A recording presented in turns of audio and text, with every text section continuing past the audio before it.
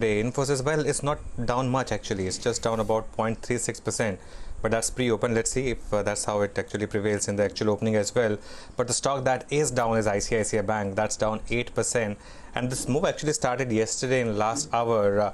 Dipan, so that's the worry, right? How much exposure do some of these banks have to oil and related stuff? That's a bit of a risk opening up. Your thoughts on ICICI in particular? But I don't think it's that great. Of course, it's going to damage the sentiment, but that's what I was referring to earlier in the interview, that there could be accidents like this, minor or major. And, we don't know, all the risks are not clear to us at this point of time, what businesses are operating in. And situations like this can cause a lot of damage to stock prices, although not so much to the actual financials. Do keep in mind that a lot of those exposure that ICICI Bank has already been has got some security against it. So it just affects the sentiment and makes investors a little more cautious at this point of time. So which is why I think that, looking at buying into anything fresh should be just kept on hold. Little bit of rebalancing of portfolio can certainly take place. And if you have imbalances as far as FMCG and pharma are concerned, then those imbalances can be corrected in times like this. But deploying fresh money into the market across the board, I don't think that is sensible at this point of time. Okay. Well, yeah, I just want to reiterate, ICICI Bank's exposure is $100 million to this oil trader, Hin Leong, who's now filed for bankruptcy. And that was the news that came in the last hour yesterday. That's the pressure we are seeing continually on ICICI Bank. And I think they have securities for $60 million. $60 million is secured credit, if I remember right. And the remaining, of course, is in threat. But even the securities at this point in time could take a while. It's clearly an NPA for the current quarter, but not for the quarter gone by, perhaps. But Dipan, you said you're conserving cash at this point in time. So does it mean you're not buying anything at all?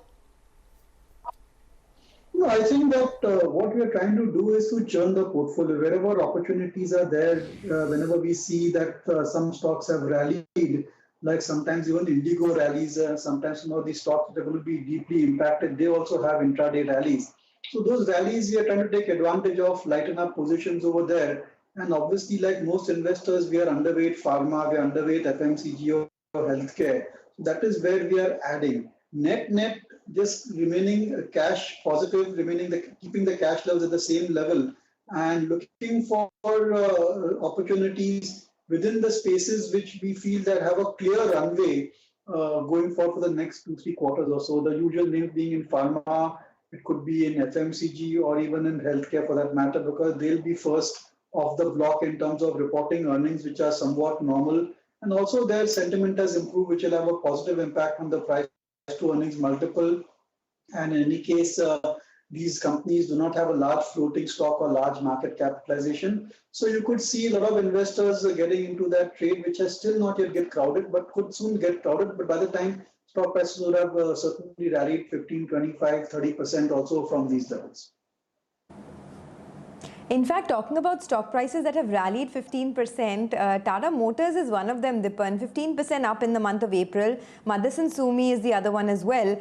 Do you like any of these global plays in the hopes that there will be some resumption of activity in markets like US and Europe? No, in fact, these are the opportunities I'm referring to, that if you're underweight pharma, healthcare, then when you have a spike of 15% like you saw in Tata Motors or even Motherson Sumi, one should take advantage of these spikes and lighten up positions, because a lot of investors are stuck in these two companies which have underperformed big time over the past 2-3 quarters or even longer. So that should be the strategy. Wherever there is some minor positive news immediate and the stock price rallies, and one knows intuitively that they're going to have a tough 3-4 quarters because of coronavirus, it's better to exit out of those positions and then get into some of the pharma shares. Could be anything, Sun Pharma, Dr. Reddy's. Across the board, I think pharma companies are going to benefit. They are getting the kind of, especially Indian pharma companies which cater to pharmaceutical sales, broadly the domestic market, the likes of, say, Alchem Laboratories, for that matter. They'll be first off the block in terms of reporting normalcy in their earnings. And I know that they have rallied and valuations are fair, but these are the stocks which will kind of protect the portfolio and get you some amount of outperformance in the index. Okay, by the way, pre-open has now settled 245 points lower on the Nifty, 710 points lower on the Bank Nifty. And Infosys is down 4%, which is a straight arithmetic of yesterday's stock move and the ADR performance. And then after that, we take it from there. Let's take the 9-10 calls then. Ashwani, on the index, we are opening at 90.10. What's the call here and what's the 9-10 call?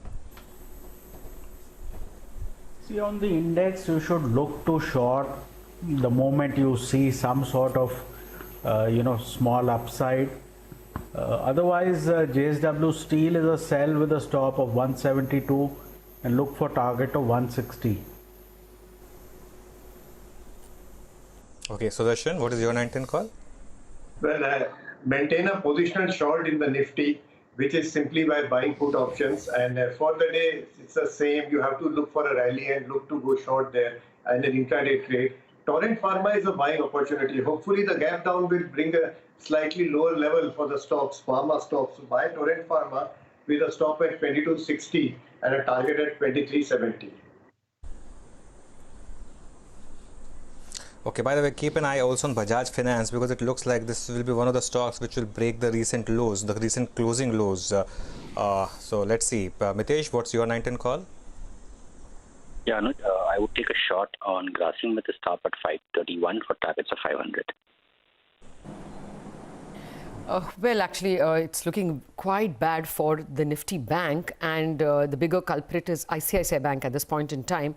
And it's ably aided by Axis Bank, which is down 4.4, and a few Kotak Mahindra Bank, which is down 2.4. These are the heavyweights in the Nifty Bank, and that's pulling them down. A few public sector banks are not losing so much, and that could be because you will expect a bit of a bond rally today. Yesterday, there was an important announcement in the sense that the RBI said it will increase the WMA limit. That is, the loans it gives governments, that's called the WMA, the Ways and Means Advances, to 2 lakh crore for the central government, and for the state governments, it is about 51,000 crore. Even that has been increased by 60% from last year's levels. So what this means is the government may not come to the market to borrow. That will keep bond prices higher and bond yields lower. That's an advantage for public sector banks, which hold a lot of government securities. And this oil crash, very good for bond markets. You should see bonds prices improving. So there's a little bit of positivity going for those who hold Indian government bonds at this point in time. Only the delta is good compared to what it was yesterday and day before. So that may at some point work in favor of public sector banks. But the big story since morning that we've been tracking is the fall in crude prices. Manisha Gupta, who alerted us as early as 4 p.m. yesterday, Manisha, is back with us. Good morning, Manisha. What's in store?